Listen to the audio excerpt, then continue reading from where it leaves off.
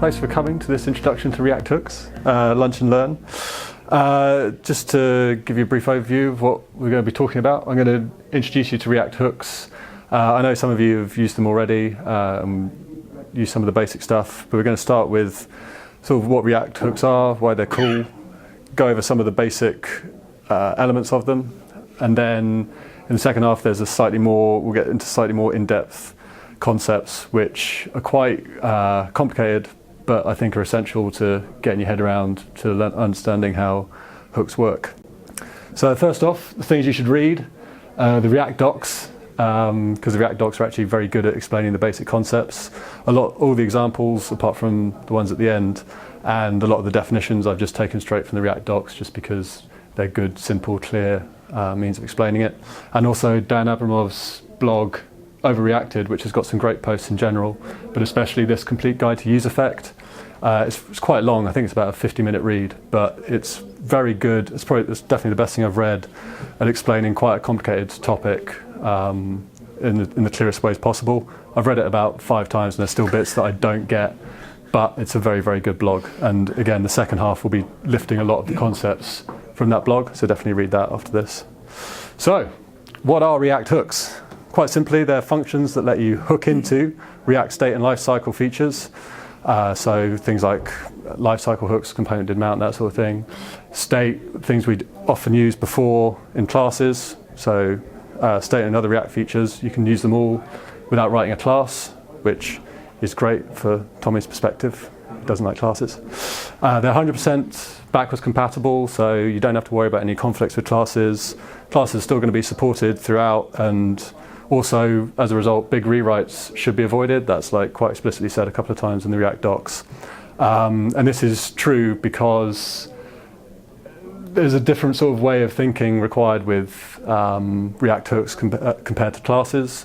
There's sort of a different mindset you have to get your head around. And so diving straight into refactoring a large state class component is probably a bad way to do it.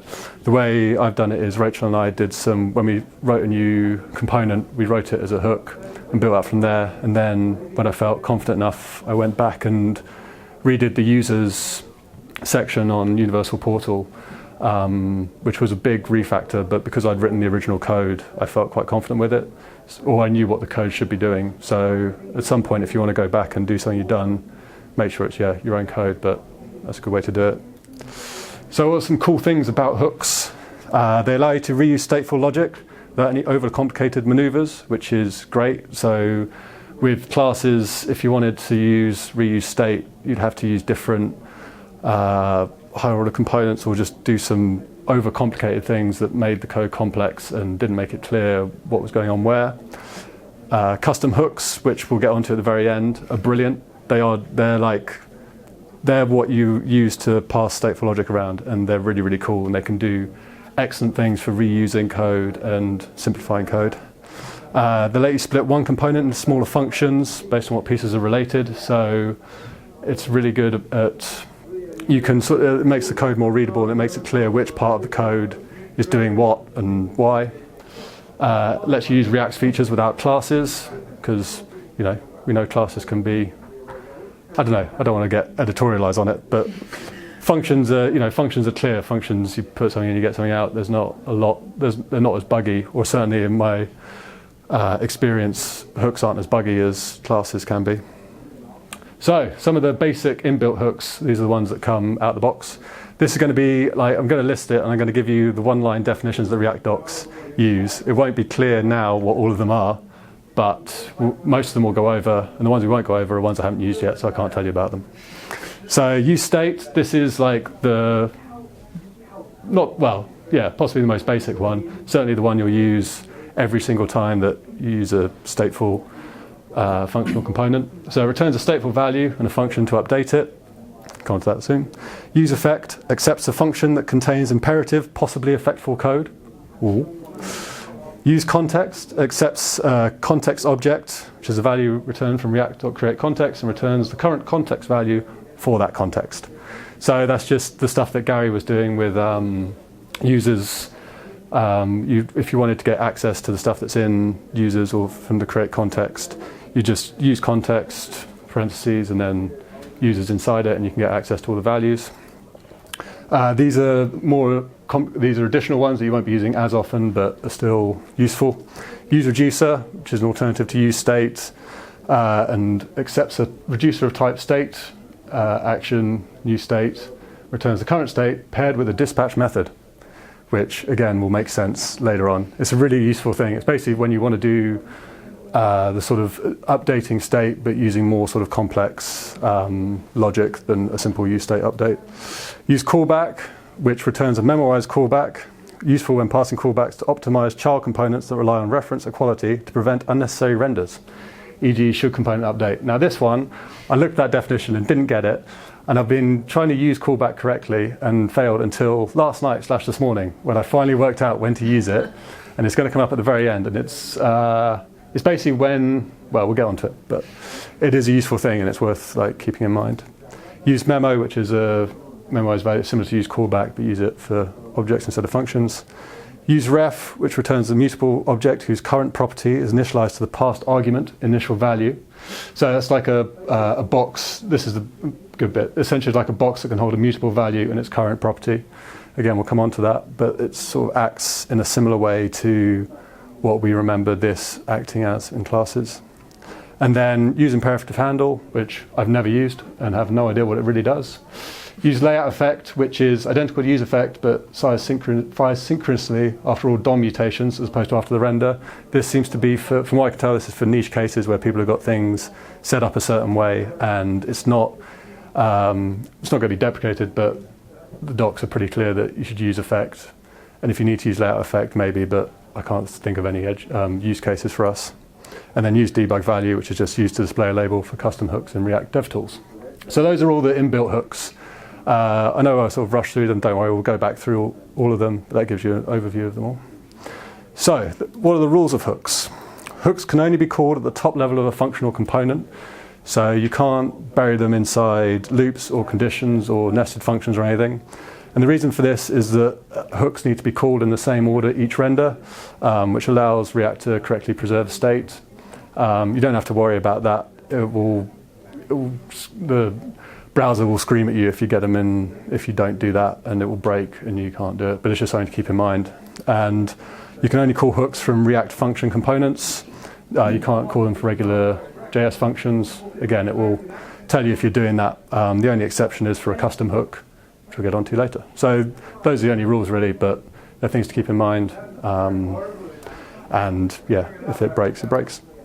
So first hook, state hook, which was useState. It's called inside a function component to add some local state to it. So whenever you want to create state, before we'd use this.state or state and then an object. This is equivalent of that. React preserves the state between re-renders, which is important, and returns a pair, the current state value and a function that lets you update it. So it's similar to this.setState in a class, except it doesn't merge the old and new state together. Instead, it replaces it, which will be something to keep in mind. So the only argument to useState is the initial state. Unlike this state, it doesn't have to be an object. It could be anything you want it to be, a number, a string, an array, any of these things. And the initial state argument is only used in the first render. So again, I've gone through that very quickly. So let's see an example. So this is the most basic example you can get. We import React and useState from React. Here we have the useState, the initial value, which is 0 in this case, but can be whatever we want it to be. Count, which is a state variable, and setCount, which is the function that updates count. And it's destructured off of useState. So this is a simple div where we'll have uclick count times, which will read the value, on the first render, read that initial value. And we have a function, a button on click. When you click it, it just increments the count by 1. So that's it there, a state variable. So what does calling useState do? It declares a state variable that can be called anything. So this is our state variable. We can call it whatever we want. Call it count in this case. Normally these variables will disappear when the function exits, but state variables are preserved by React, so they're always going to be it's always going to be there each render. What do we pass to useState as an argument? The only argument to use to the useState hook is this initial argument here, which is 0. It doesn't have to be an object. We can keep it as a number, do it as a string. It's up to us. It's whatever we want that to be. What does it return? It returns a pair of values, the current state, this one, and a function that updates it, set count. So it's similar to this.state.count and this.setState in a class, except you get them in a pair and they work together, and I think it's more readable, as we'll see. So when you're reading state, we want to display current count in the class. We read this.state.count, which we all know. And in a function, we can just get it directly. So we just write out count in curlies, and we have access to a variable. If we want to update the state, we call this.setState in a class. So we'll just have this line here, which again we're all familiar with, updating it in an object. In a function, we've already got set count and count, so we can just call the function and do whatever we want inside of it to update state. Does that all make sense? Any questions so far? Cool. So if we look at this again, that should all be pretty clear what it's all doing. Yeah. So we can also declare multiple state variables, which makes sense when you think about it. So we can do lots of them, give them different names. So, there'll be lots of times when there'll be more than one thing on state that we want to change, and we can just list them out like this. So age can be 42, fruit can be a string, to-dos can be an array of objects. That's all not a problem. And then they can be updated individually, so do those separately. Or related data could be grouped together. So we'd have user, which would have name, ID, and roles. When we want to update the user, set user, spread in all the stuff that's there before, and then just change name. Does that all make sense? So in theory, what we could do is you could create one useState that just has an object with everything on state in the same way that we'd use this.state in the past. But there's no real point doing that, because then you're not separating things out. It's not particularly clear what's what, and you want to keep things separate. But I just think this is quite a nice way of grouping related things together. So that's useState. It's pretty simple. There's nothing too complicated. And unlike this.setState in a class, updating a state variable always replaces it instead of merging it. So again, that's just why you need to spread in user if it's an object, or if you did anything else, it'd always be replacing it. So the effect hook. This is where it starts getting quite juicy. The effect hook is, it's very powerful and does a lot, but it can get it's where the most complicated stuff is. But it's cool. So what are effects? They're actions such as data fetching, subscriptions, or changing the DOM from React components. These are side effect operations because they can affect other components and can't be done during rendering. So those are all the things that you wouldn't stick in a render method in a class, because it will screw up the order of things. So useEffect is just a hook that allows side effects to be performed from a functional component. So things like works similar to things like component did mount, component did update, and component will mount, but all in a single API. Having said that, it works similarly to those things, but it is not the same. And the less from now you can think of it as acting the same as those things in sort of a mental model, the easier it will be later on. So it's doing a similar thing, but it's not the same. So the effect hook. When you call useEffect, you're telling React to run your effect function after flushing changes to the DOM. So whatever you put in useEffect, you're saying, after the changes to the DOM, run this function. They're declared inside the component, and so they have access to its props and state. By default, React runs the effect after every render, including the first render. So when it first renders, whatever's in useEffect will run. It doesn't wait for the second render. And you can also optionally clean up after effect by returning a function. So in useEffect, you'll have return whatever, and that will act the same as component will unmount. We don't really use it very much so far. We probably should do. Whenever you get that error saying memory leaks, unmounting component, in this case, instead of doing a component will unmount with the useEffect, you just return whatever you want it to do to clean up. But we don't really go into that in any detail.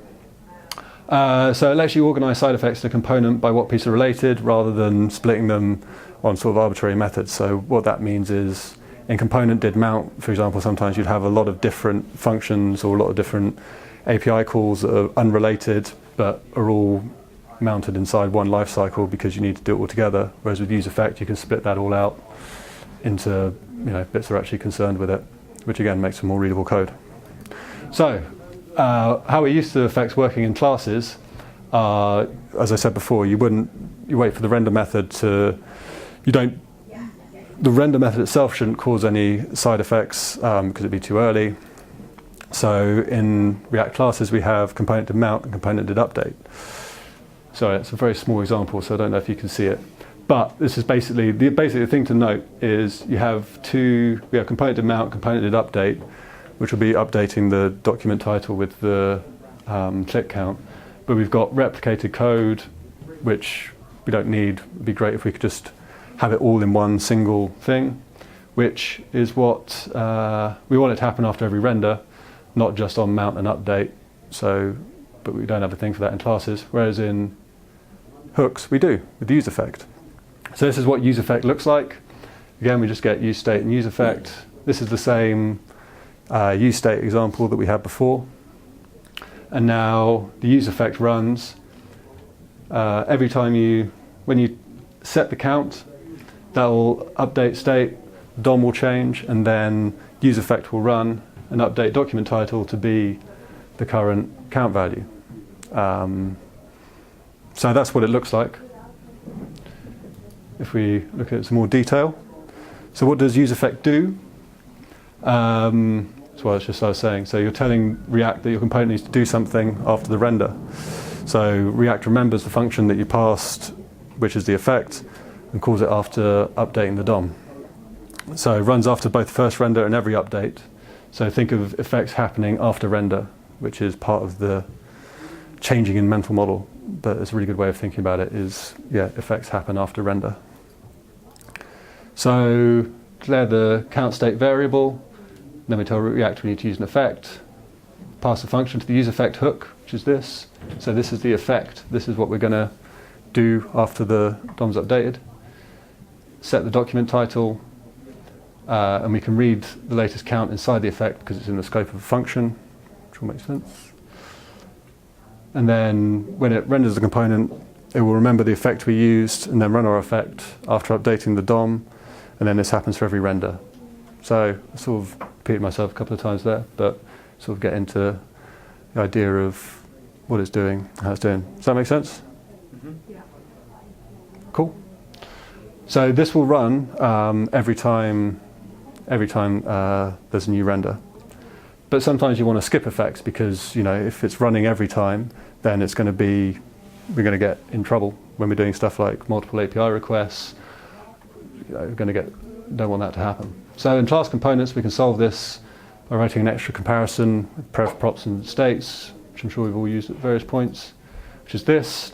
Obviously, don't want to do that. Well, that's fine doing that, but it's quite a lot of code to write. What we have in hooks we have a dependency array.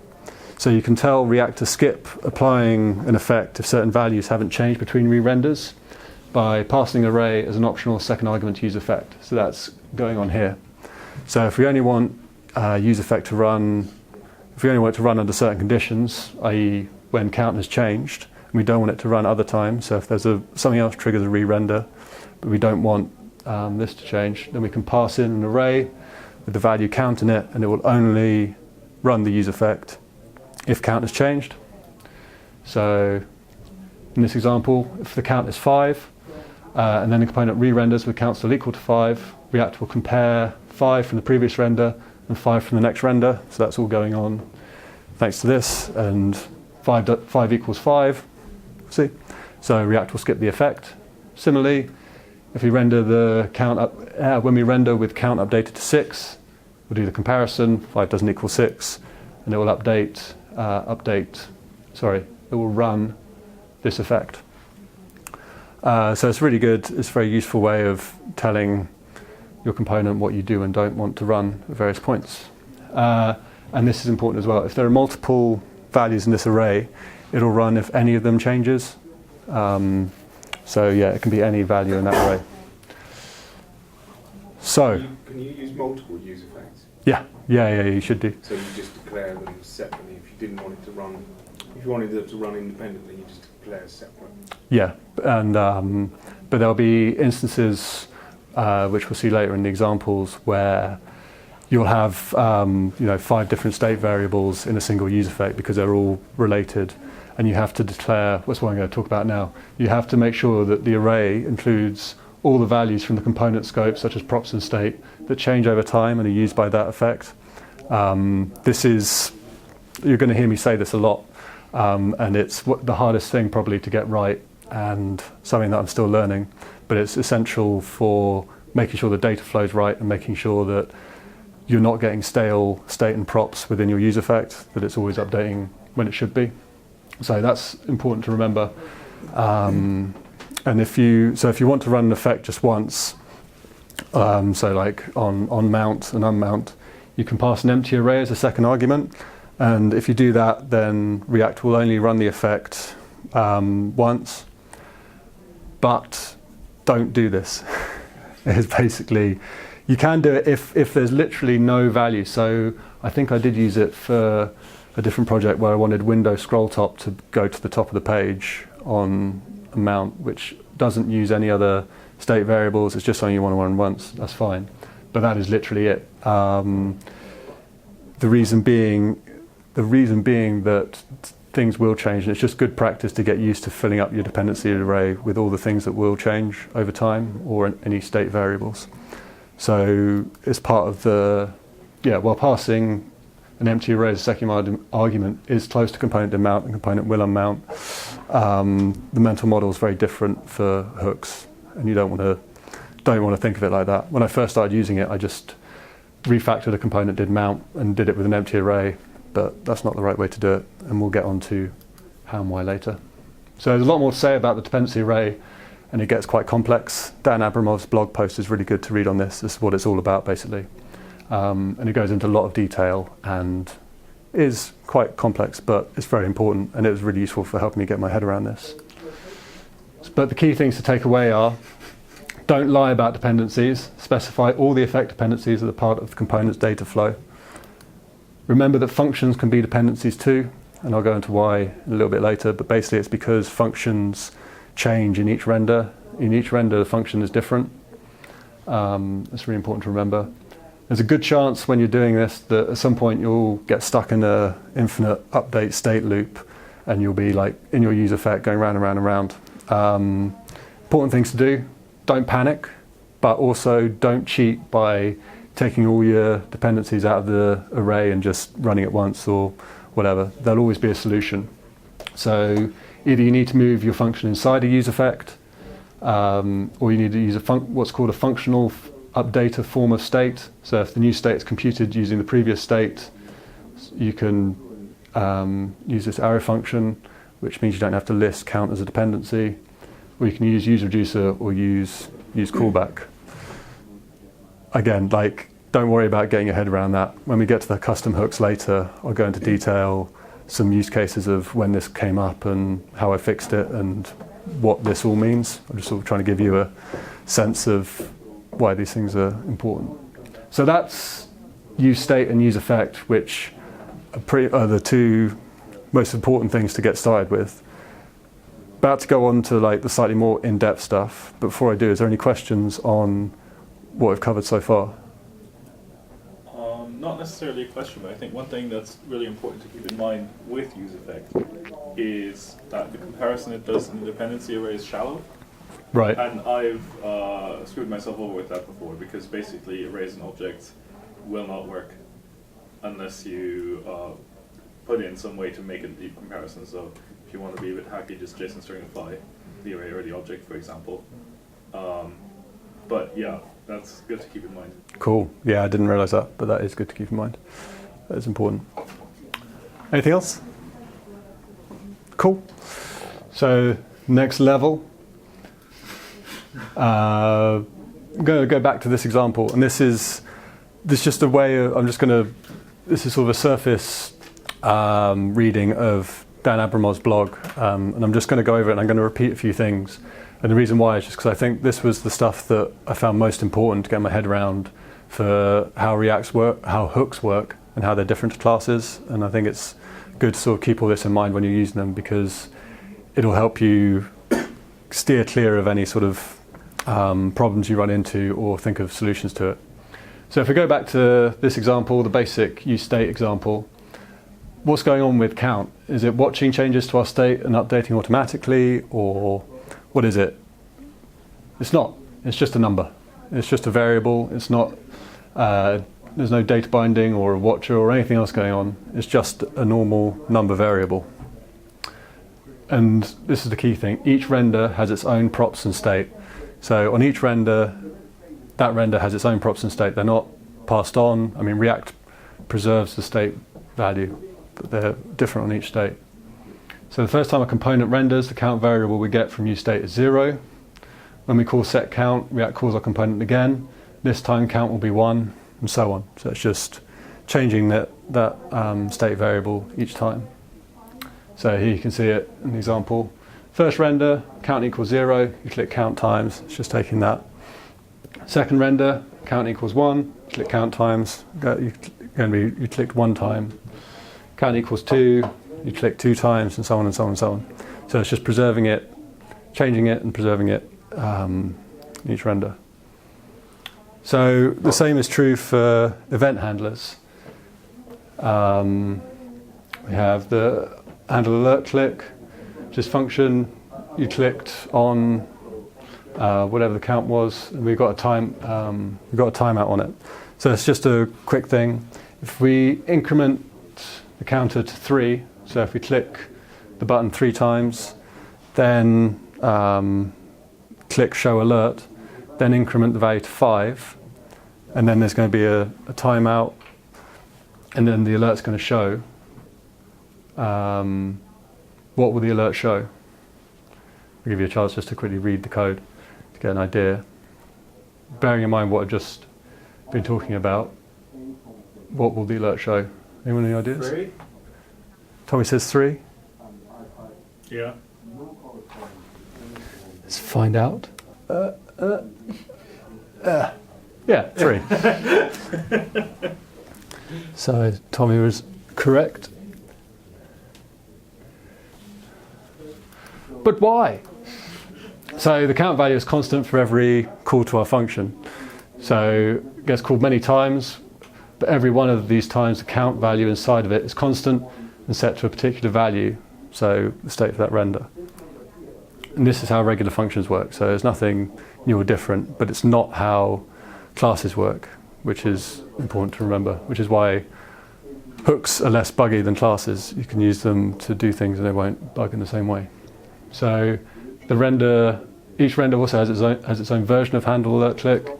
Each of these versions remembers its own count. And event handlers belong to a particular render, and when you click it, it keeps using the count from that render. So inside any particular render, props and state forever stay the same, but so are any values using them, including event handlers. So even async functions inside an event handler will see the same count value. So again, this is the example. Click, the function is called, and it's just going to remember each time you click on it what the value was. So the same is true for effects. It's not the count variable that changes within the useEffect. It's the effect function itself. So this is always going to be new. So it's a different function. So the effect is represented by a different function on every render, and each effect function sees props and state from that particular render it belongs to. So again, you just have to remember that this function is changing each time, which is why that function is also you'll see later why we have to list that function as a dependency in useEffect, because it's changing along with everything else. So if I click several times on this with a small delay, what's the log going to look like? So we just have, again, a button which we're going to click. When we click, it's going to log what the count is. There's going to be a 3-second delay each time. So any ideas what the log's going to look like?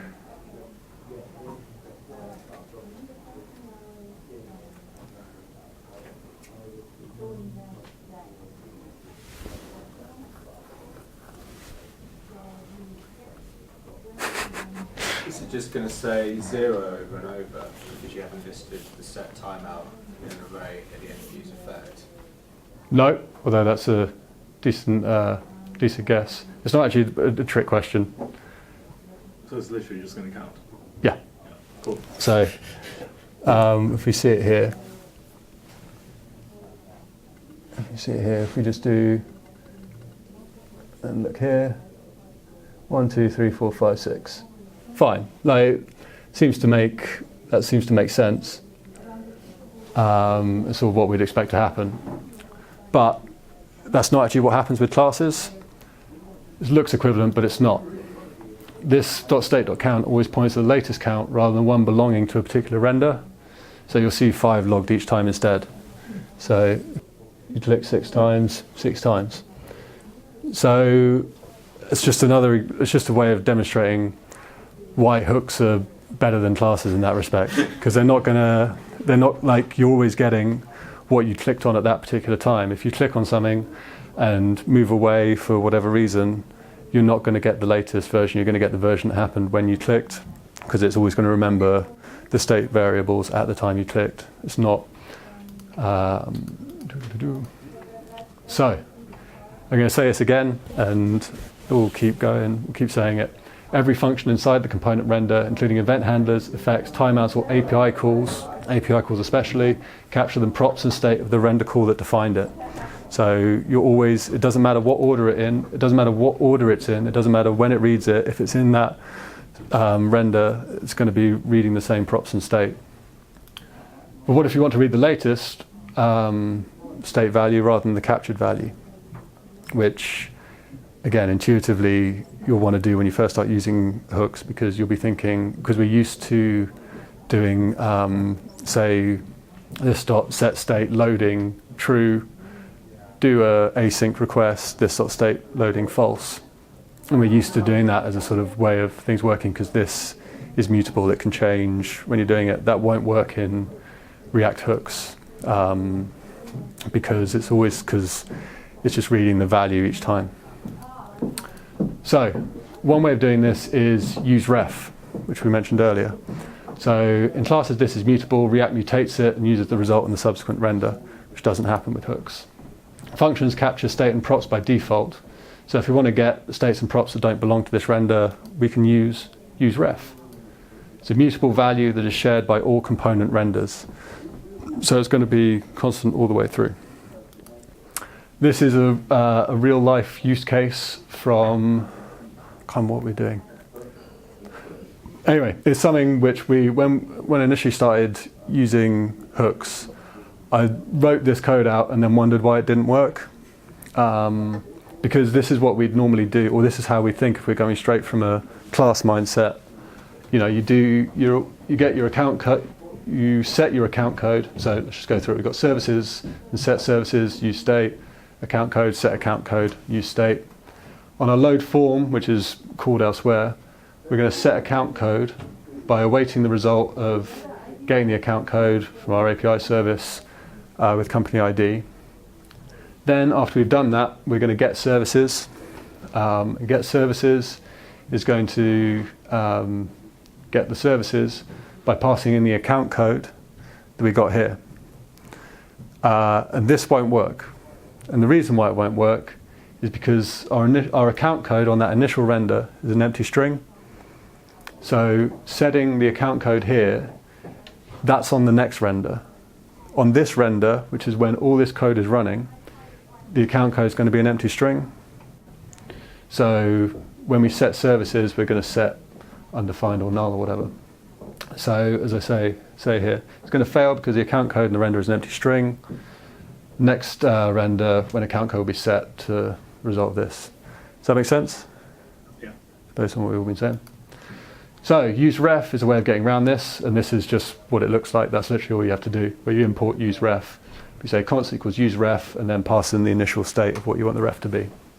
And then you can read or write from it using ref.current. It creates an object with ref.current on it. So here's how we'd refactor this to make it work.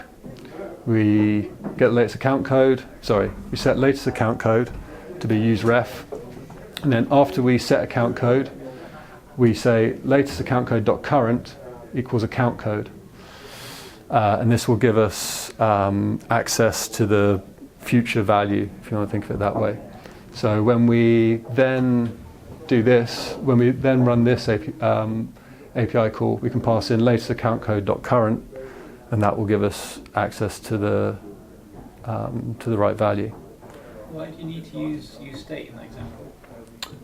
Whereabouts? What here? At all, yeah. Because you still need to set it. You still need to tell it to be something. Couldn't you just have done?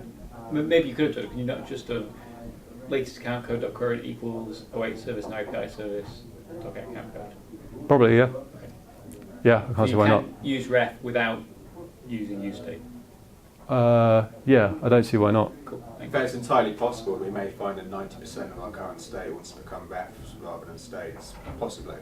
Yeah, well, it's also, just as a thing,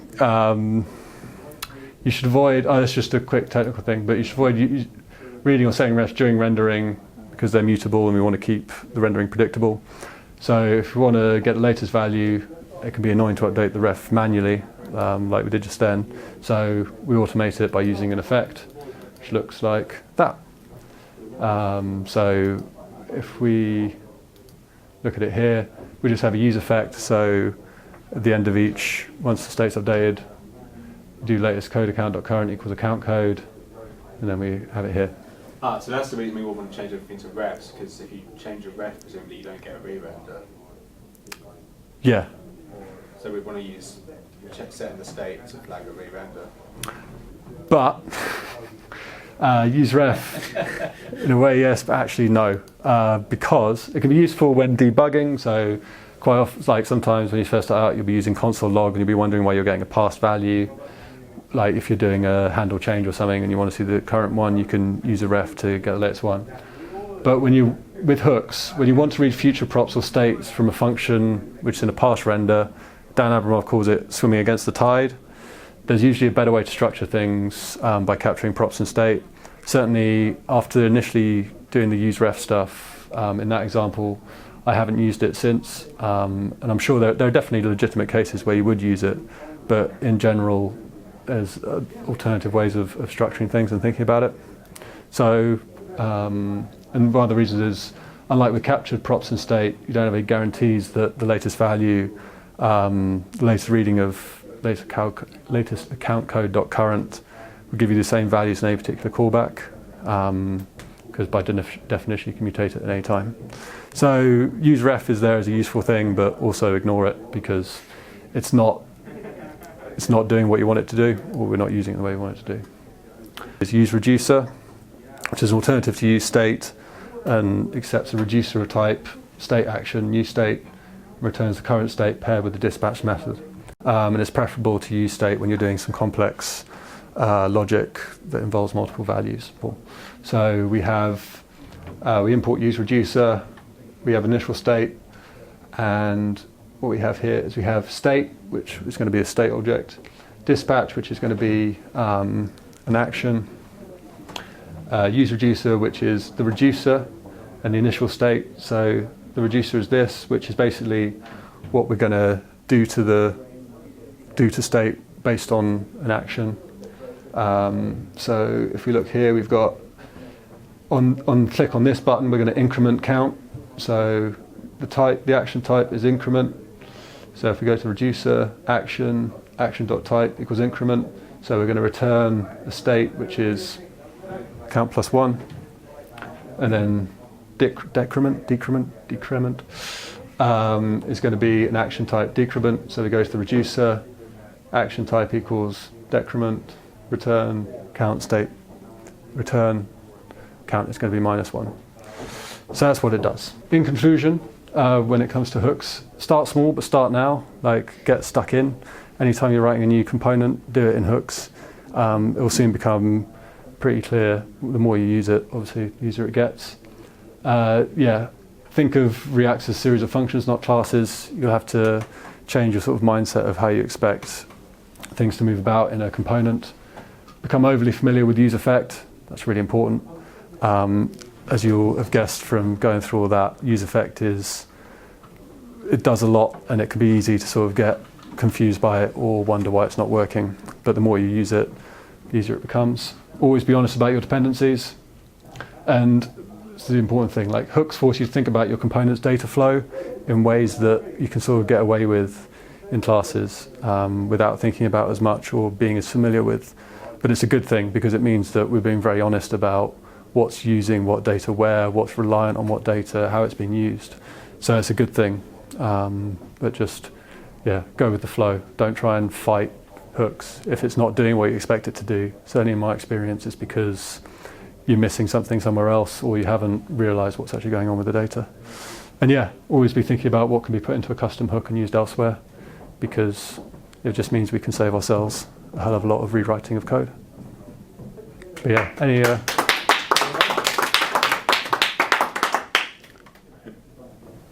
any other questions, let me know.